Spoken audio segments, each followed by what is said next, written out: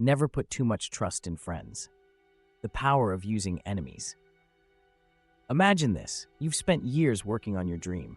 You've built a business from scratch, putting in long hours, making sacrifices, and overcoming countless obstacles.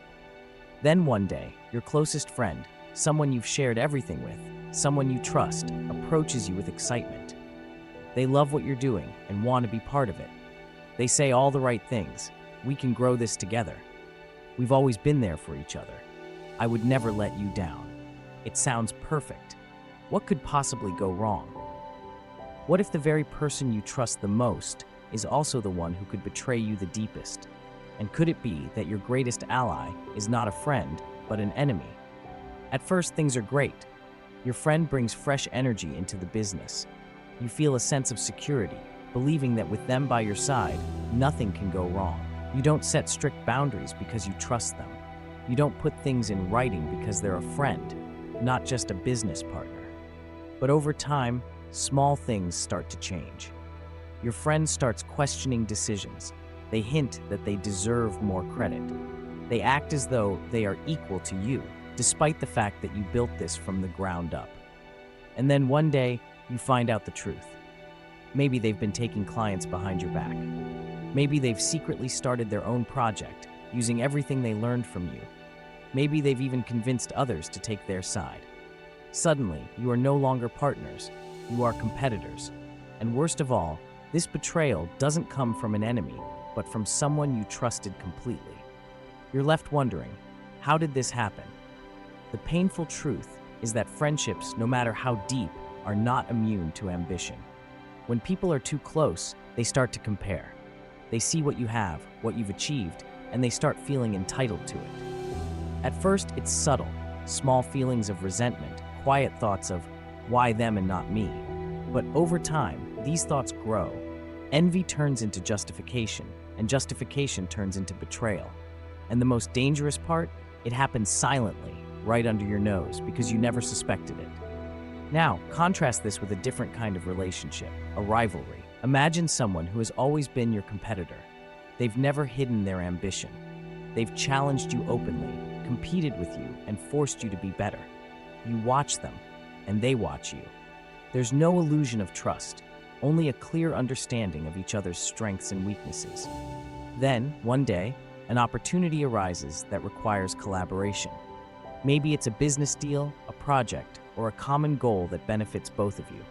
You decide to work together, not because of friendship, but because it makes sense. And surprisingly, it works. Why? Because rivals, unlike friends, have no false expectations.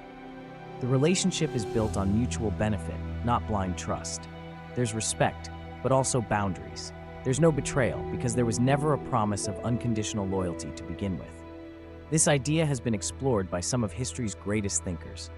Machiavelli, in The Prince, warns against placing too much trust in friends. He argues that people are driven by self-interest, and when friendship stands in the way of personal gain, it often dissolves.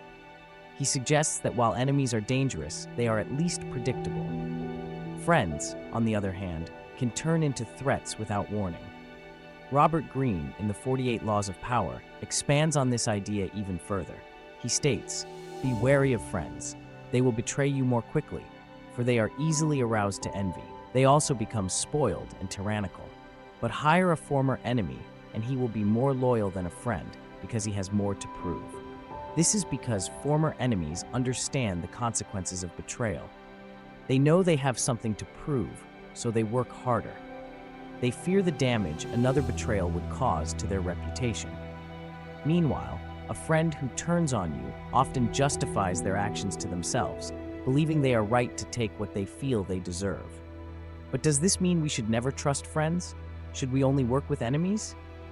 Not necessarily. The real lesson here is about awareness. Blind trust is dangerous. No matter how strong a friendship is, it can change when power, money, or success come into play. Even the best relationships are vulnerable when personal ambition is involved. The best approach is to balance trust with caution. Friendships should never be taken for granted, and professional relationships should always have clear boundaries. It's important to pay attention to people's actions over time. True loyalty is not declared, it is demonstrated. History has shown time and time again that those who succeed are not the ones who trust blindly, but those who understand human nature. They recognize that while enemies may be dangerous, they are often more predictable than friends. They know that power shifts, that alliances change, and that the smartest move is not to avoid trust altogether, but to place it wisely.